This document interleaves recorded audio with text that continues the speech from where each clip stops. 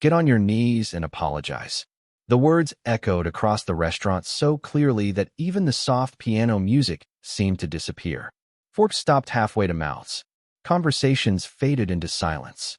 Dozens of strangers turned to watch. And in the center of it all stood Emily Parker, a waitress in a simple black uniform, holding a receipt folder against her chest. Her face remained calm, but her fingers tightened around the paper. Across from her stood Victoria Collins, one of Boston's most recognizable businesswomen. Her tailored white jacket, diamond earrings, and confident posture commanded attention wherever she went. Tonight was no different.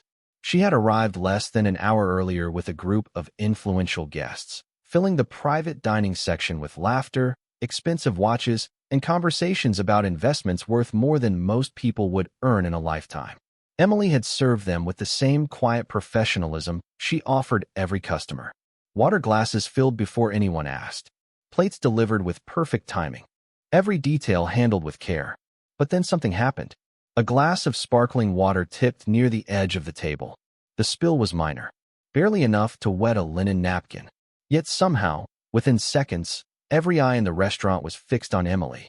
Victoria's voice rose above the room. "This is exactly what happens when standards disappear." The guests at her table exchanged uncomfortable looks. Nobody corrected her. Nobody pointed out that the glass had been sitting dangerously close to the edge before Emily ever approached. Nobody mentioned that several people had seen another guest accidentally bump the table. Instead, they remained silent. Silence was easier.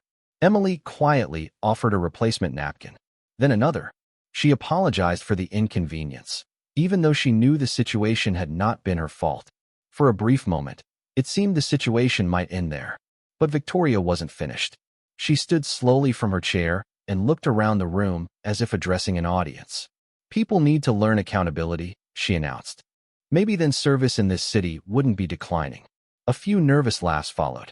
Emily felt dozens of eyes studying her uniform, judging her, measuring her worth by the tray she carried. Yet she said nothing.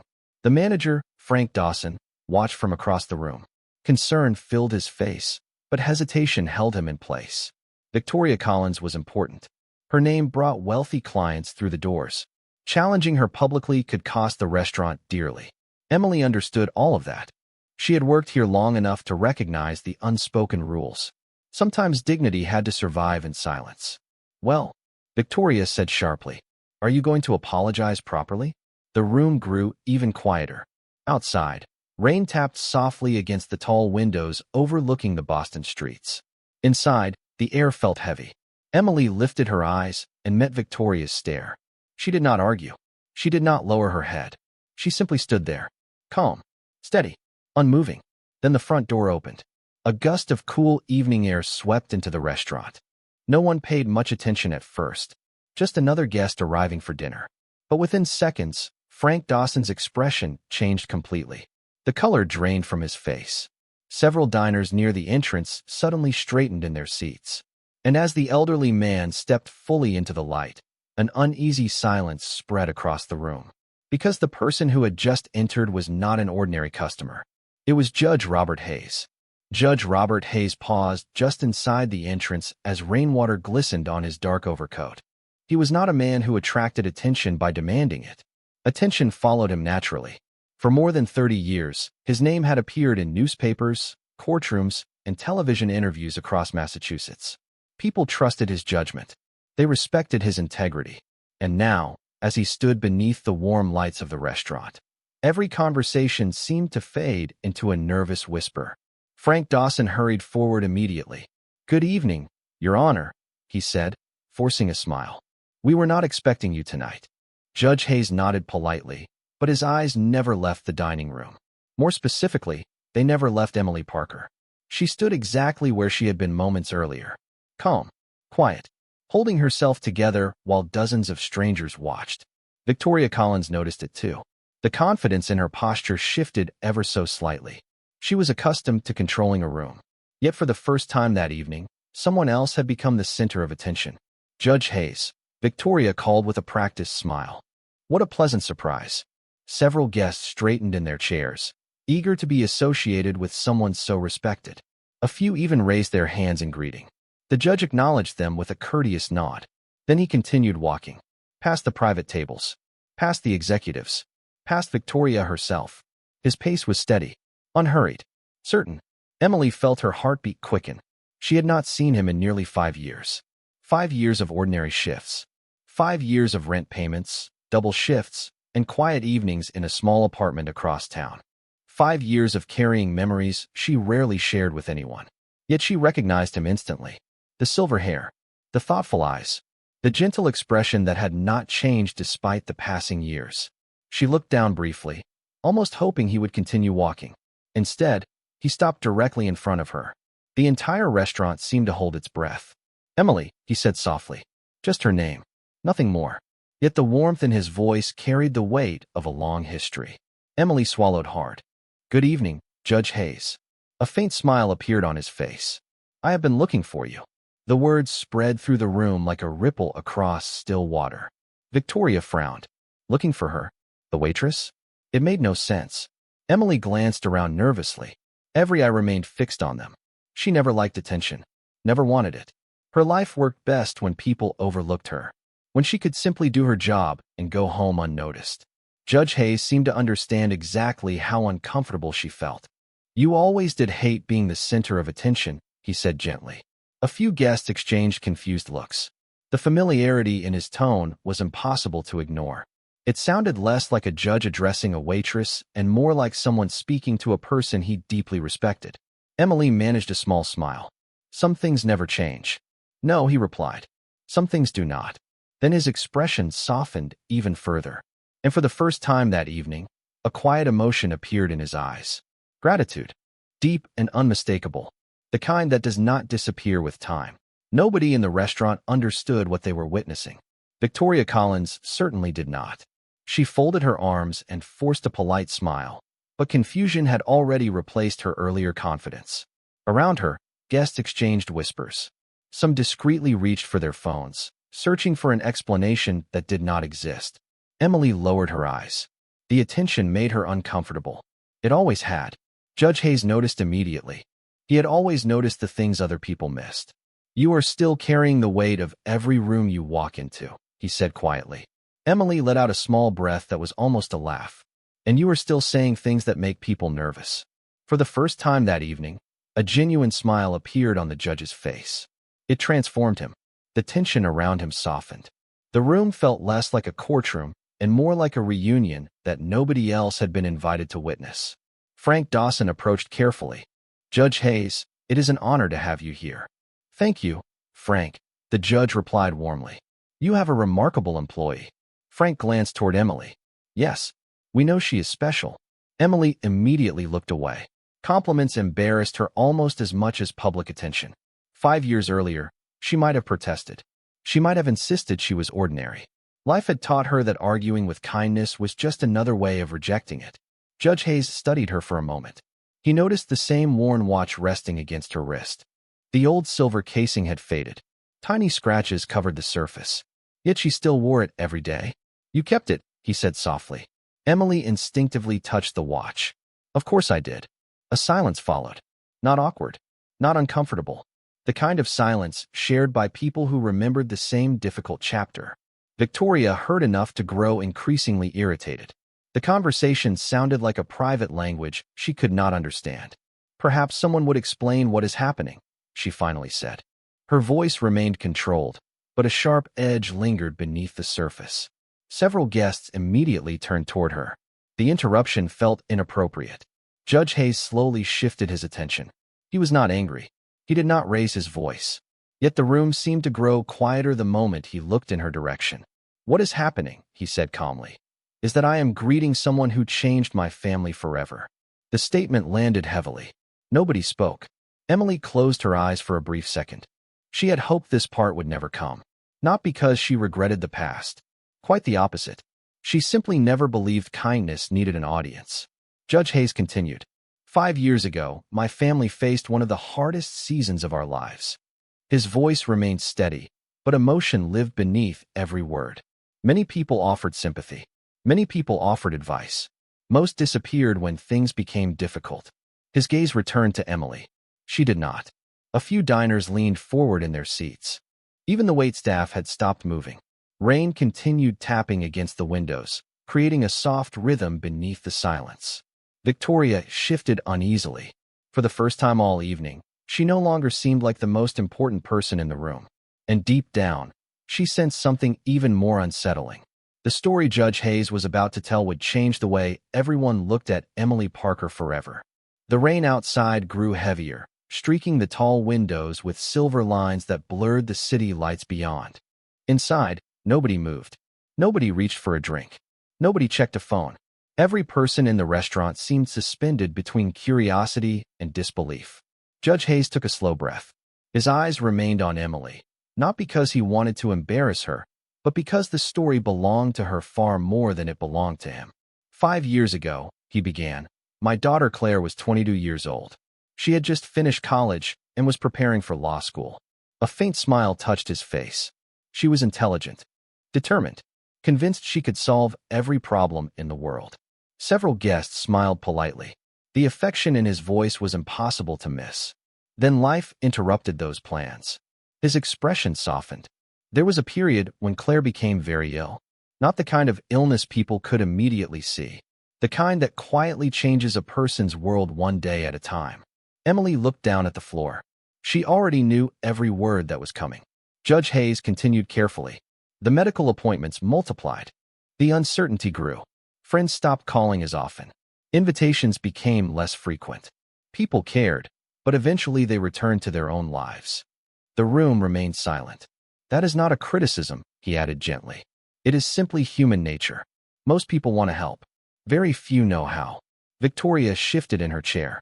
The confidence she carried earlier continued to fade. Judge Hayes pointed toward Emily. Then one evening, a young woman entered my daughter's life. Several heads turned immediately. Emily wished they would not. At the time, the judge said, Emily was working 2 jobs while taking evening classes. She barely had enough free time for herself. Yet somehow she always found time for someone else.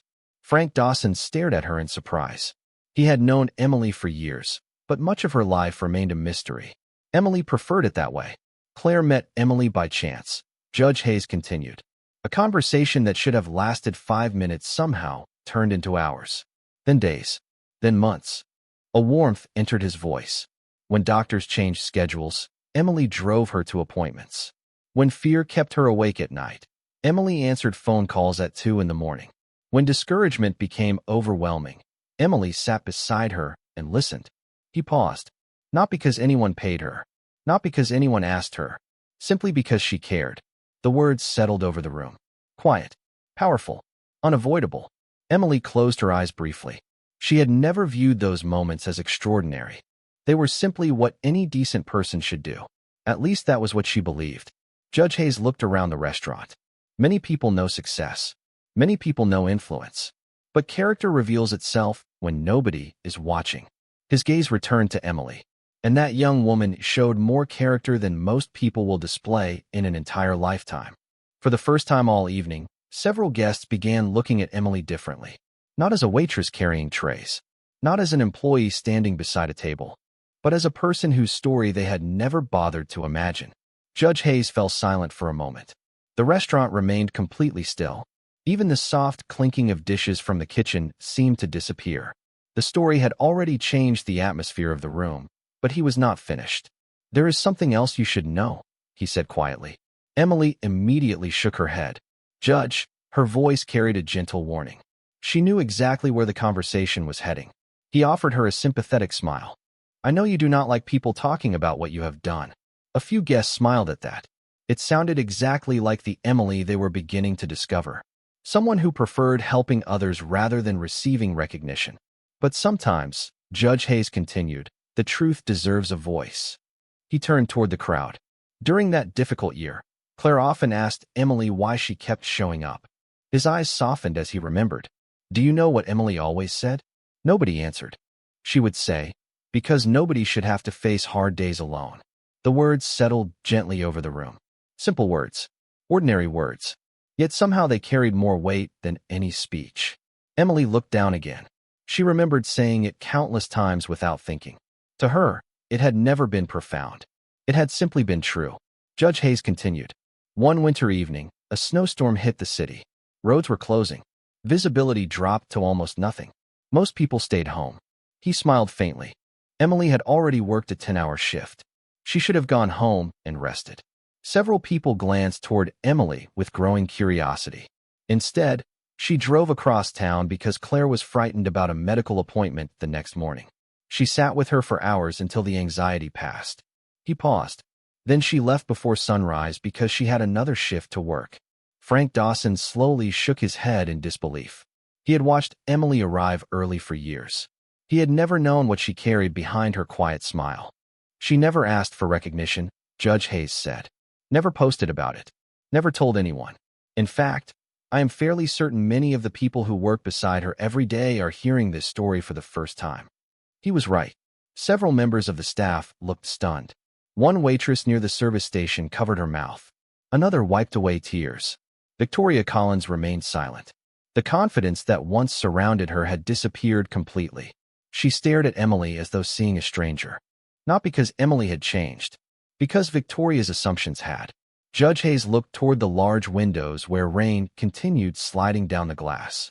A lot of people believe character is revealed during moments of success, he said. I disagree. His voice remained calm. Character reveals itself in ordinary moments. The moments nobody applauds. The moments nobody records. The moments when a person chooses kindness even though there is nothing to gain from it. Then he looked directly at Emily once more.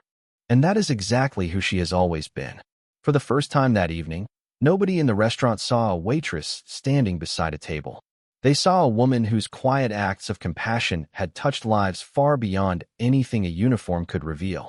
And still, Emily seemed to wish everyone would simply return to dinner and forget she was standing there. For a long moment, nobody spoke. The silence felt different now. Earlier, it had been the silence of judgment. Now it was the silence of reflection. People lowered their eyes toward their tables. Some stared into untouched glasses. Others replayed the last hour in their minds, wondering how quickly they had accepted a version of Emily that had never been true. Judge Hayes seemed to sense it. He did not look triumphant. He did not appear interested in proving anyone wrong. Instead, he looked almost saddened by how easily people could overlook goodness when it arrived wearing an ordinary uniform. Emily shifted uncomfortably beside him. You really do not have to keep doing this, she said quietly. A few people smiled. Even now, she seemed more concerned about everyone else's comfort than her own. Judge Hayes looked at her with gentle amusement. I know. Then why are you? Emily asked. The question was sincere. She truly wanted to understand. The judge glanced around the room before answering. Because there was a time when my family needed hope. His voice remained calm. And you gave it to us without expecting anything in return. Emily opened her mouth to respond, then stopped. She remembered those months differently. She remembered a young woman named Claire who loved old books, terrible coffee, and long conversations. She remembered laughter in hospital waiting rooms. She remembered ordinary moments. She had never thought of herself as anyone's hero. Claire is doing well now, Judge Hayes continued, addressing the room. Pride warmed his voice. She graduated from law school last spring. She is building a wonderful life. Several guests smiled. The news felt personal somehow. And she still talks about Emily. A soft ripple of laughter moved through the restaurant. Emily covered part of her face with one hand. Please do not tell them that. Why not? The judge asked. Because it is embarrassing. No, he replied. It is evidence. Emily looked confused. Judge Hayes smiled. Evidence that kindness matters. The words hung gently in the air. Across the room, Frank Dawson felt an unexpected tightness in his chest. He had hired Emily 3 years earlier after a brief interview. She had arrived 10 minutes early carrying a folder and wearing the same old watch she still wore tonight. She never complained, never sought attention, never asked for special treatment. Suddenly, he realized he knew almost nothing about her. Not because she was secretive, because nobody had taken the time to ask. Victoria Collins sat motionless. The confidence that usually protected her seemed far away now. For years, she had measured people by achievement, appearance, status, and influence. Tonight, those measurements felt strangely small. Judge Hayes turned toward Emily once more. Do you know what I remember most? He asked. Emily shook her head cautiously. The day Claire told me she finally believed things would get better. His eyes glistened slightly beneath the restaurant lights. When I asked her what changed, she said one sentence. The room leaned in again. She said, "If someone as good as Emily still believes in tomorrow, maybe I should too." No one laughed. No one whispered. Because suddenly everyone understood that the most important person in the room had never been the wealthiest, the loudest, or the most powerful. She had simply been the quiet woman standing beside the table all along. The restaurant remained suspended in a strange stillness. Rain continued tapping against the windows, but inside, nobody seemed aware of time anymore. Emily wished she could disappear into the background again. She wanted to refill water glasses, deliver meals, and continue her shift as if none of this had happened. Yet the room would not let her. Not now. Not after hearing what Judge Hayes had revealed. A woman seated near the back finally spoke. Why did nobody know any of this? Her question was not directed at anyone in particular. It simply slipped into the silence. Emily answered before the judge could, because it was not important. Several heads turned toward her. Not important? The woman repeated softly. Emily offered a small shrug. Claire needed a friend. That is all. The simplicity of her answer only deepened the room's respect for her. Most people would have accepted praise. Some might have welcomed it. Emily seemed determined to minimize every good thing she had ever done. Judge Hayes smiled knowingly. That is exactly what she always says. A few gentle laughs spread through the crowd. The tension that had dominated the evening continued to fade. Yet another emotion was taking its place. Reflection.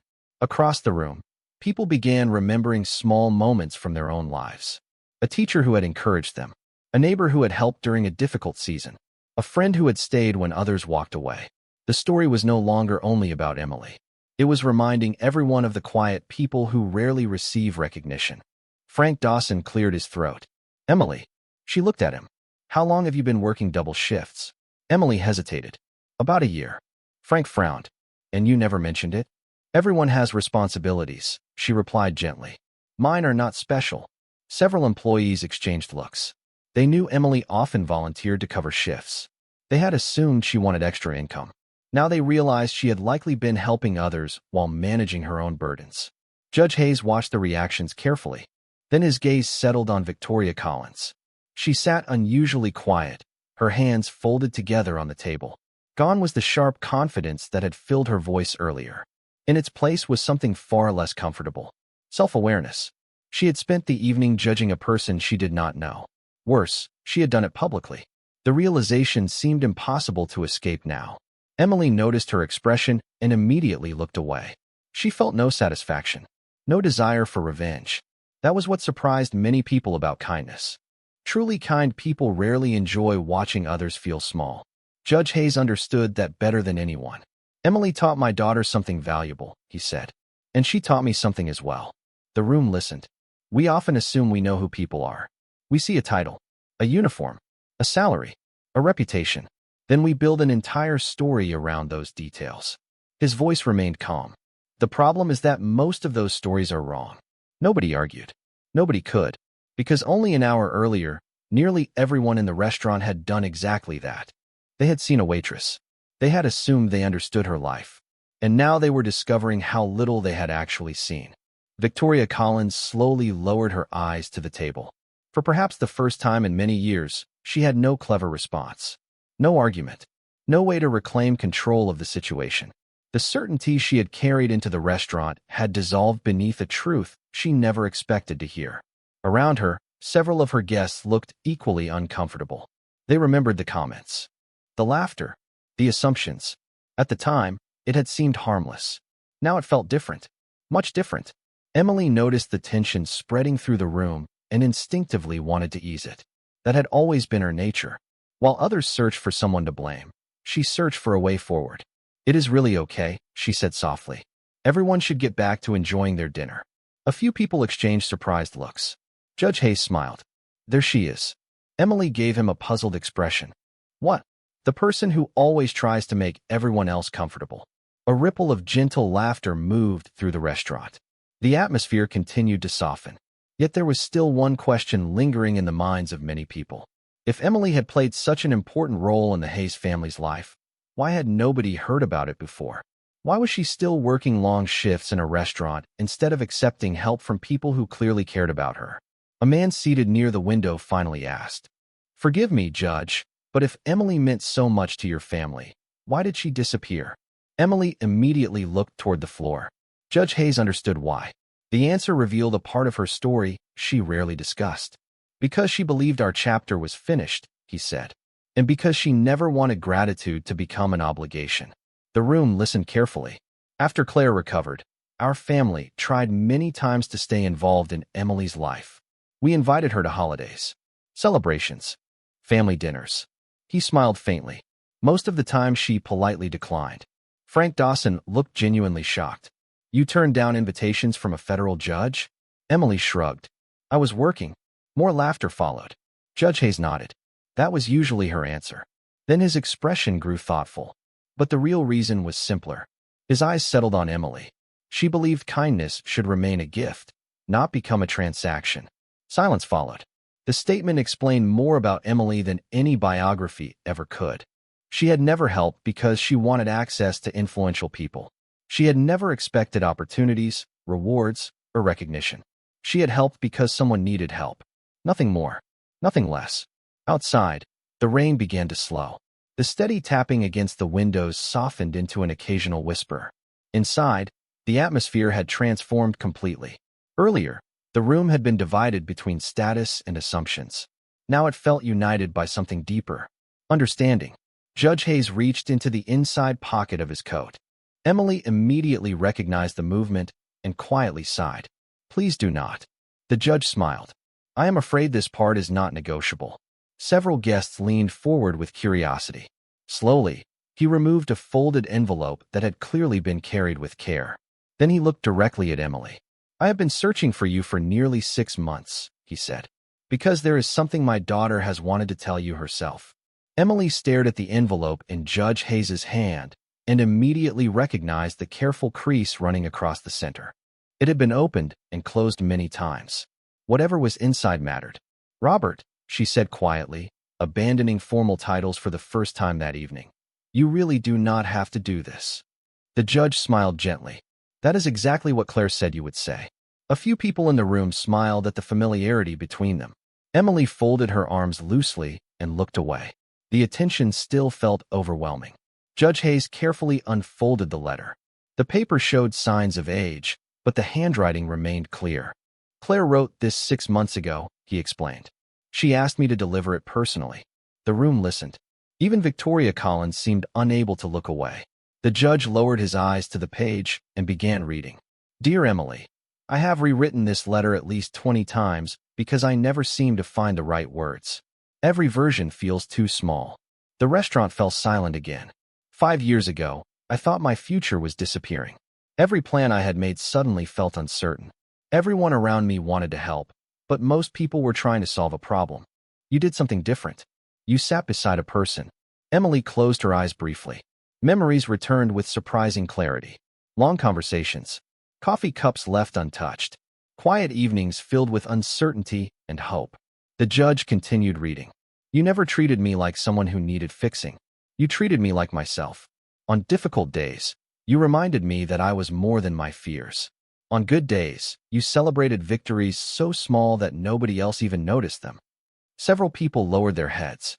The words carried a sincerity that could not be manufactured. "You taught me that kindness is not loud. It does not need an audience. It does not need applause. Real kindness often arrives quietly and leaves before anyone notices it was there." Emily felt emotion rising in her chest. She had spent years avoiding recognition because she never wanted those moments to become about her. Yet hearing Claire's perspective changed something. The judge continued. "Today I am healthy. I am practicing law. I wake up excited about tomorrow. Every beautiful thing in my life is partly connected to people who refuse to give up on me. And among those people, your name stands first." The room remained completely still. Outside, the rain had almost stopped. Only a few drops remained on the glass. "If you are reading this, it means my father finally found you." That part does not surprise me. Judges are very persistent people. Soft laughter spread through the room. Even Emily smiled through moist eyes. "I hope you know something that I never properly told you. You changed my life. Not through grand gestures. Not through dramatic moments. Through 1,000 ordinary acts of compassion. And because of that, Every person I help in my career will carry a small piece of your kindness forward. Judge Hayes lowered the letter slowly. Nobody spoke, because for the first time that evening, everyone understood that Emily's greatest impact had never been measured by what she accomplished. It had been measured by the lives she quietly transformed along the way. For several seconds after the letter ended, nobody moved. The silence felt sacred, as though speaking too quickly might diminish what everyone had just heard. Emily stared at the floor, blinking rapidly. She had faced long shifts, financial stress, and difficult days without complaint, but gratitude had always been harder for her to accept than hardship. Judge Hayes carefully folded the letter and slipped it back into the envelope. She wanted to deliver it herself, he said softly. Life became busy. Cases, deadlines, travel. She kept postponing it. He smiled. Then she finally realized some things should not wait. Emily nodded slowly. That sounds like Claire. The judge laughed quietly. It does. Across the restaurant, people looked at Emily differently than they had an hour earlier. Not with pity, not with admiration alone, with respect. The kind of respect that grows when someone reveals strength without ever trying to impress anyone. Frank Dawson suddenly remembered dozens of small moments from the past 3 years. The elderly customer whose meal Emily quietly paid for when his card was declined. The young employee she helped train after everyone else lost patience. The winter coat she donated anonymously to a staff fundraiser. At the time, each gesture seemed insignificant. Now they formed a pattern. This was simply who she was. Victoria Collins slowly stood from her chair. The movement immediately drew attention. Emily looked up. So did everyone else. Victoria hesitated. For perhaps the first time in her professional life, she seemed uncertain about what to say. Her usual confidence had vanished completely. Emily, she began. Her voice was softer now. I owe you an apology. The room remained silent. Victoria took a breath. Tonight, I judged you based on your job, your uniform, and my own assumptions.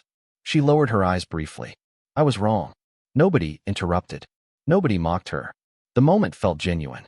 Emily studied her face and saw something she had not seen earlier. Humility. Not perfection. Not transformation. Simply honesty. Thank you. Emily replied quietly. Victoria looked surprised. That is all you have to say? Emily offered a small smile. What else is there to say? A few people laughed softly. Even Victoria did. The tension that had controlled the evening finally began to dissolve. Judge Hayes watched the exchange with quiet satisfaction. Not because anyone had won. Because understanding had replaced judgment. That mattered far more. Then Frank Dawson cleared his throat. There is something I would like to say. Everyone turned toward him. He looked directly at Emily. 3 years ago, I hired a waitress. His voice wavered slightly. Tonight, I realized I hired one of the most remarkable people I have ever met. Emily immediately shook her head.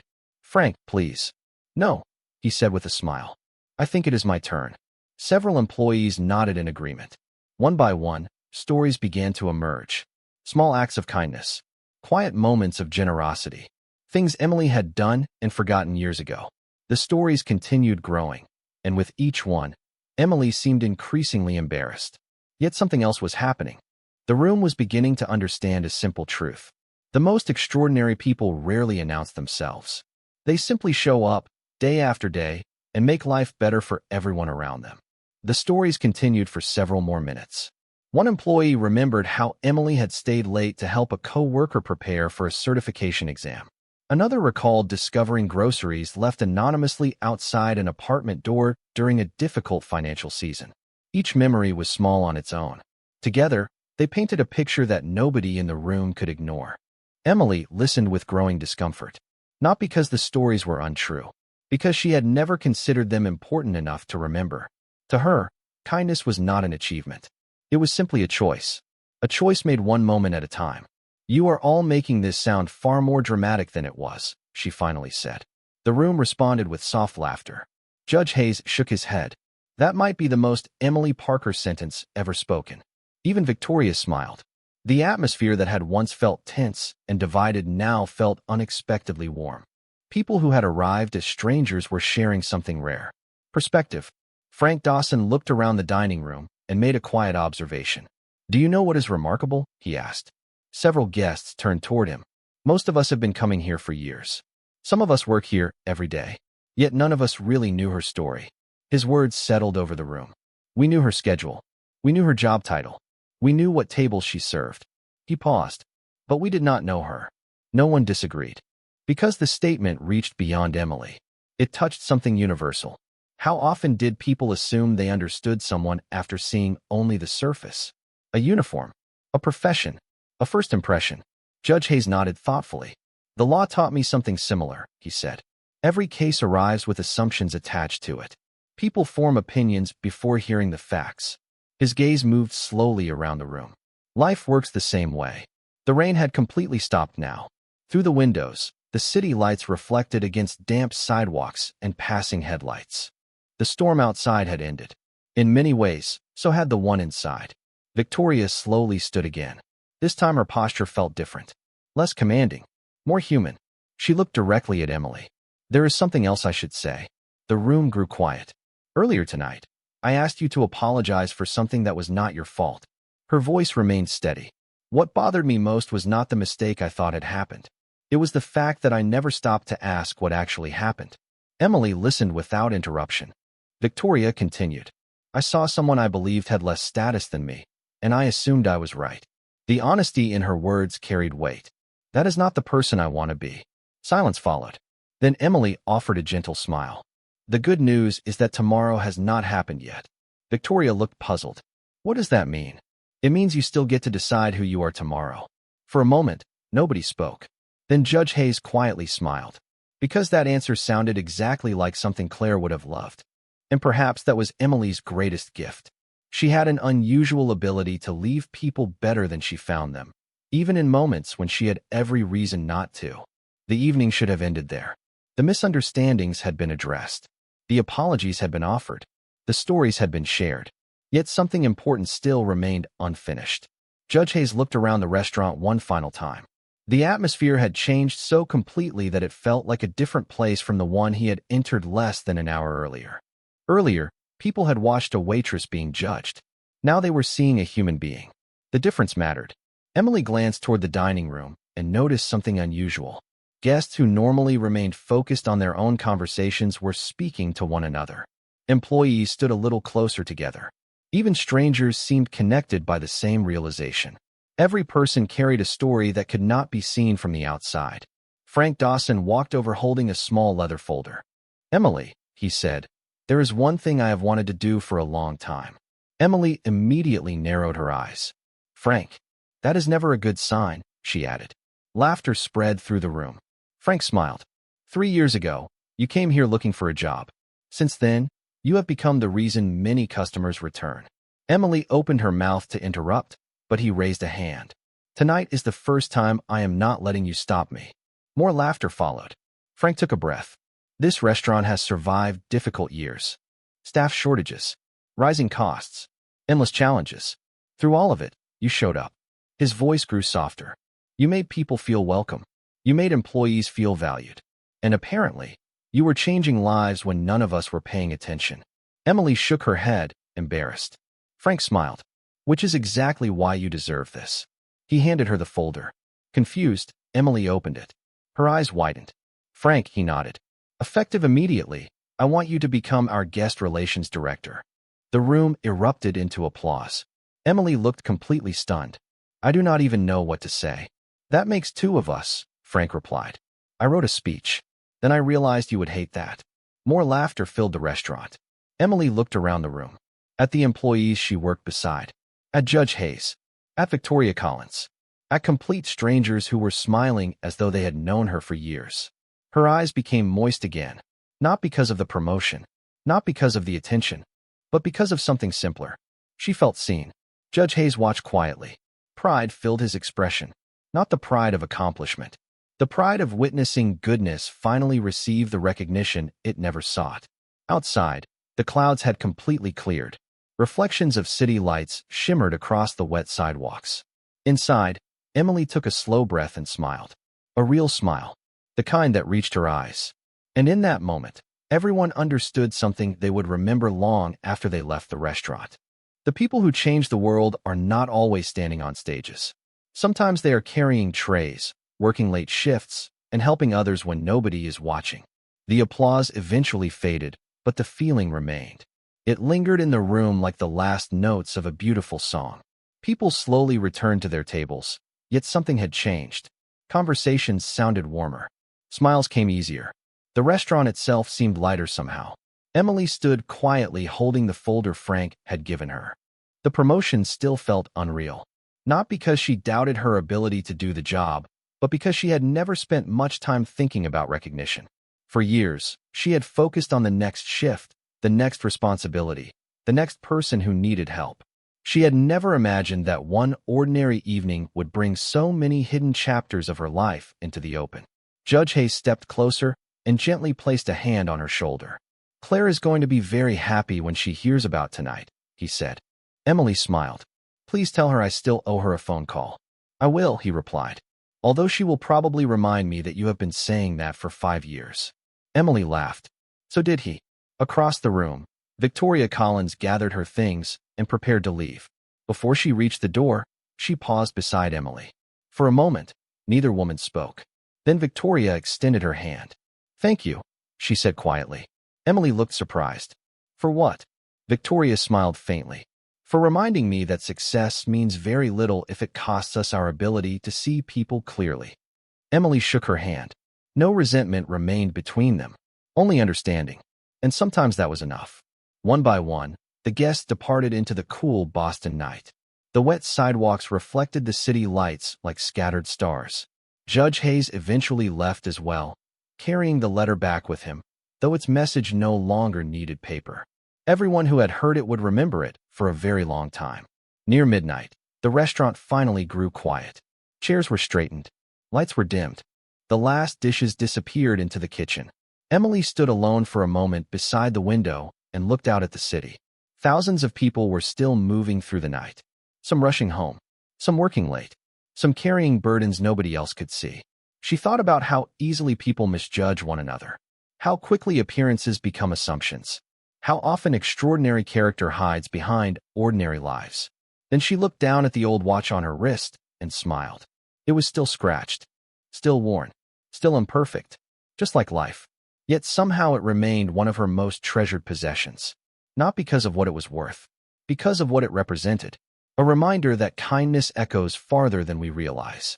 A reminder that dignity does not need to announce itself. A reminder that the quietest people in the room are often carrying the strongest hearts. And perhaps that was the real lesson of the evening. Not that justice arrived. Not that apologies were made. Not even that Emily was finally recognized. The lesson was simpler. Every person you meet is fighting battles you cannot see and carrying stories you have not heard. The world becomes a better place when we remember that. If this story touched your heart, share in the comments about someone whose quiet kindness changed your life. And if you believe the most powerful acts are often the ones nobody notices, stay with us for more stories that remind us what truly matters. Because sometimes the people who change the world do it without ever asking for credit.